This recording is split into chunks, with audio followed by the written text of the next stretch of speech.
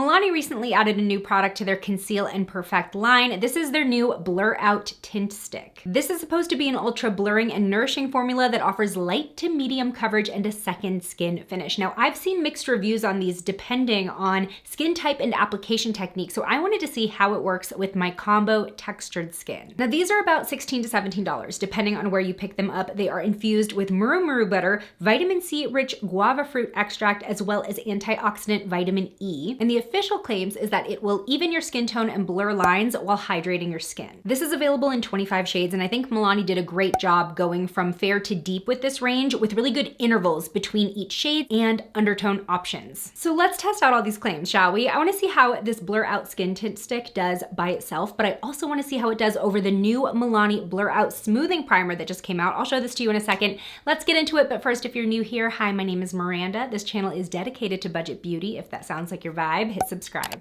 Before we get started, I wanted to zoom in on my skin so you can get a feel for my skin type and texture. If you're new here, I have combo skin, so I do get oily through my T-zone, my forehead, my nose, and a little bit on my chin, but the rest of my face I would actually consider pretty dry, especially during winter. I do have texture from both my dryness as well as my blemishes, and I do have fine lines. I've never gotten filler or any facial procedures outside of like a once-a-year facial and at-home skincare devices. So first, let's put on this new Milani Conceal and Perfect Blur Out Smoothing Primer. This is about $13 to $16 depending on where you get it. We've got a built-in spatula to help with application. I'm not a huge fan of primers in jars. I tend to lose these little spatulas, maybe because it's built in. I won't this time. Oh wow, that is purple. I wonder if it helps brighten the complexion because of the purple tone. Usually that cancels out yellows, but it did not claim to be color correcting. It does claim to be instantly blurring, cooling, and moisturizing. It's infused with 5% glycerin, 3% niacinamide, and hyaluronic acid. And aside from the moisturizing and blurring claims, it is also supposed to grip your makeup for extended wear, which is for sure what I want to test out today. Let's check out this texture. Ooh, it's like kind of a whipped mousse gel consistency. Very interesting. I'm gonna go a little bit lighter handed with this. This is how much I'm going to try to apply for half of my face. We'll see. Ooh, it does feel cold to the touch. Okay, that might have even been a little much. I still have some on my finger that I'm just gonna wipe off. Wow. This feels very cooling. It feels nice. I'm not smelling anything, and I didn't see any added artificial fragrance in the ingredients. It seems to be melting into the skin pretty easily. Now, just with the primer on, I do see the slightest bit of blurring happening. Definitely through my cheeks and the texture here, it looks a little bit more even. The cooling sensation is interesting because it's definitely noticeable. Only having it on half of my face is sort of throwing me off.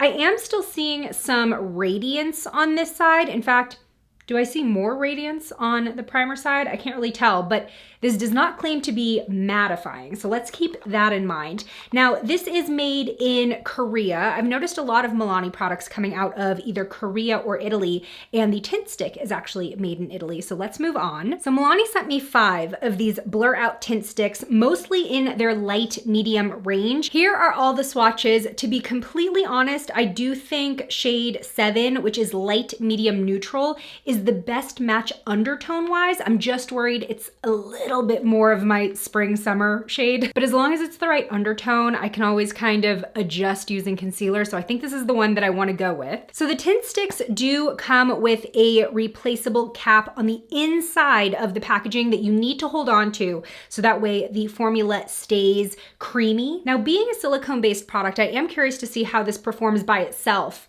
versus over primer. I find that a lot of silicone-based foundations can perform pretty well without primer, just depending on your skin concerns. And I also did not see any added artificial fragrance with this formula either.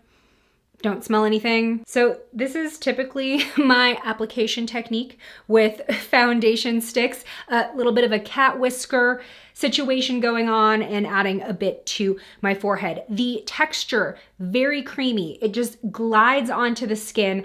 I'm actually a little concerned that I may have applied too much. Look at that coverage.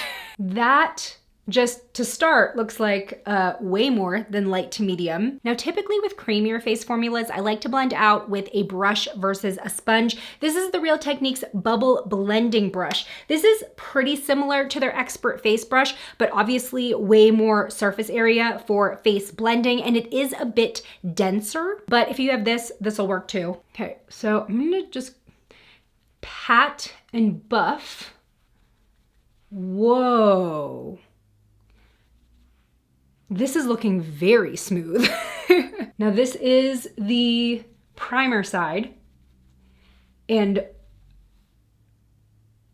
I feel like my skin is looking airbrushed. Now I kept this away, as you could see on both sides, from my under eye, but I am just gonna bring it a little bit up there.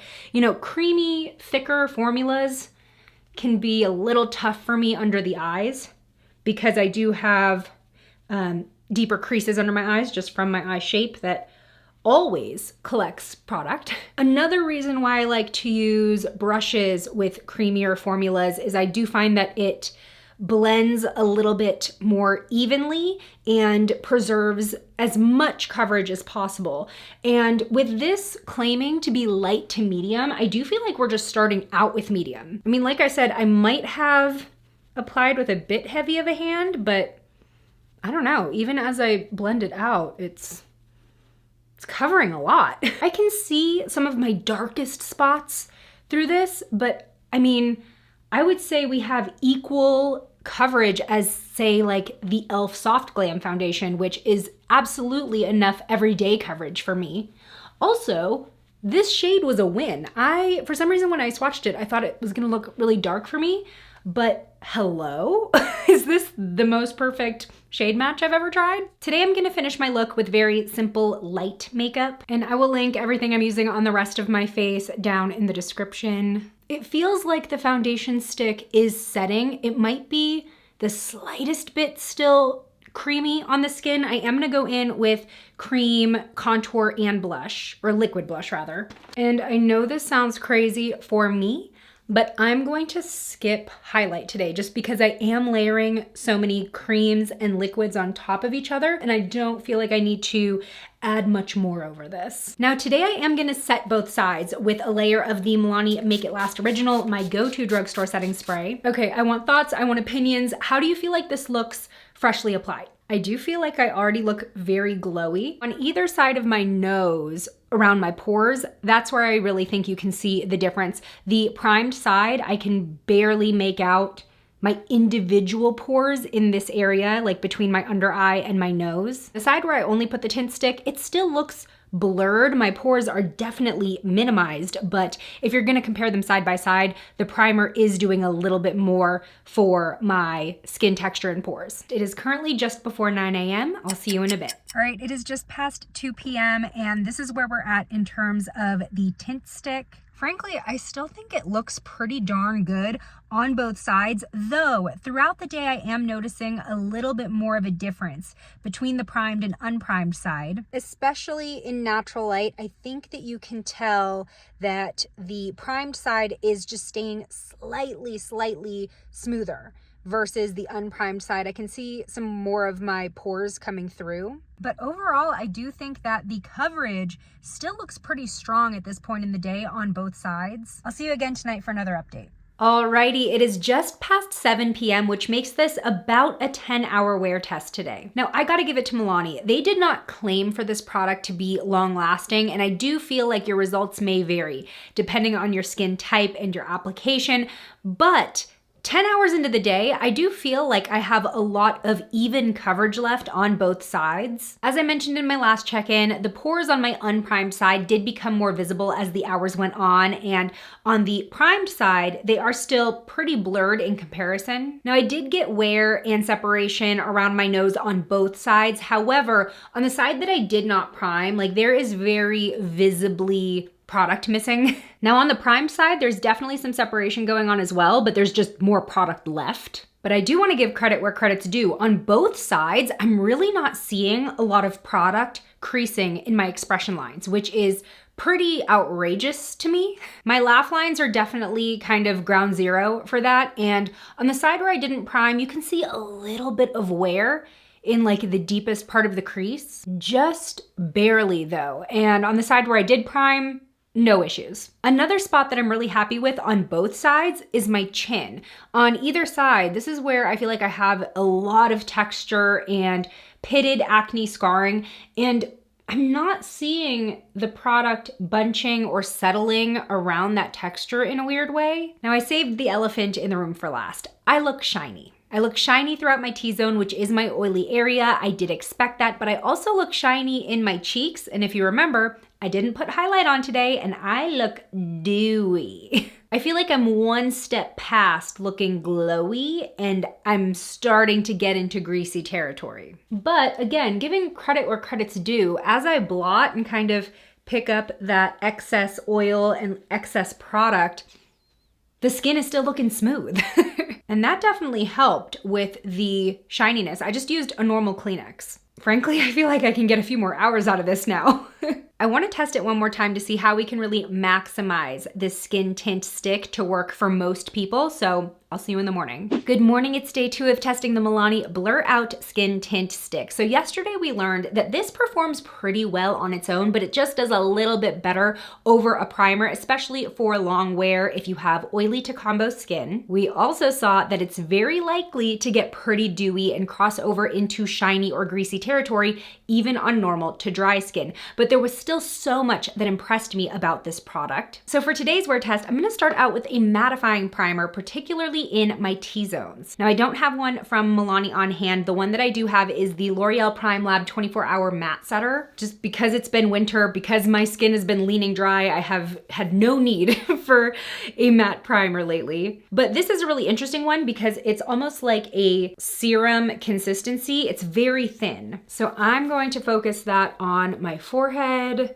down my nose, and particularly in the nostrils where we saw some wear on both sides, in my expression lines, and then I'll just kind of press a little bit into my cheeks, but I really don't need mattifying over here. Going back in with shade 7, so happy with how this matched me. And using the same Real Techniques blending brush, I felt like this really helped buff the product around and into the skin really well. Back when foundation sticks were like first getting popular, especially at the drugstore, often I just used my hands to blend it in. I feel like I'm already seeing a pretty stark difference in terms of how this is looking freshly applied over the mattifying primer versus both over bare skin and over the hydrating primer that we tested from Milani yesterday. I mean, am I crazy to say that this is more like medium full coverage on me? And I have stuff to cover. Here's where we're at before we put on any other makeup. I think that this is looking like a much better starting point for me at the beginning of the day, glow-wise.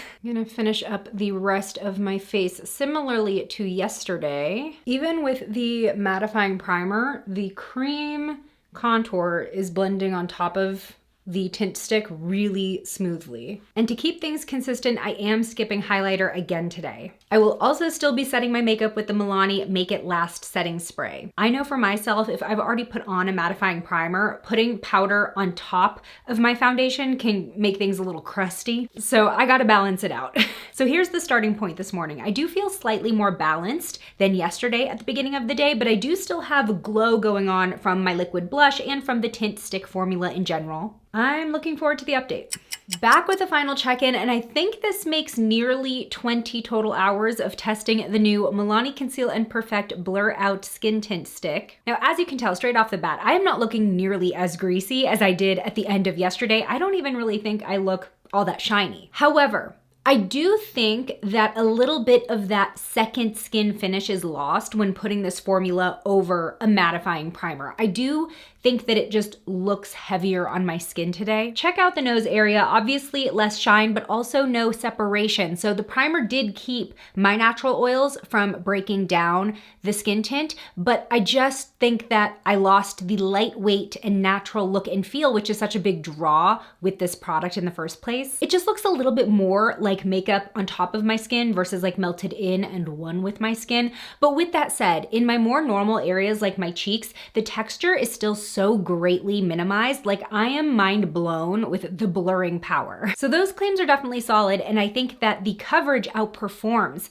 this product's claims in both the wear time and coverage level. So final thoughts after testing these Milani skin tint sticks for nearly 20 hours. If you have oily skin and you don't like looking like you have oily skin, you probably won't like these. If you have normal to dry skin, you have uneven skin tone and texture you want to blur over, and you don't mind a bit dewier of a finish, then you'll probably like them. As someone with combo skin, I do like this product. I just have to go into wearing them knowing that if I'm trying to wear them for a longer period of time, I'm gonna need to check in. I would prefer wearing these with the blurring primer from yesterday and then just blotting throughout the day. I'm not a huge fan of babysitting my makeup, but I do feel like that's going to be the combo that works best for me and the look that I like overall. So tell me, have you tried the new Milani Blur Out Skin Tint Stick? What has been your experience? Or if you haven't tried them yet, do you think it would work for your skin type or your routine in general? Let me know in the comments. And let me know if you made it to the very end of the video by leaving a blue heart emoji in your comment. Thanks so much for spending time with me today. If you want to keep watching, join me over in this video next where I try Tower 28 makeup for the first time.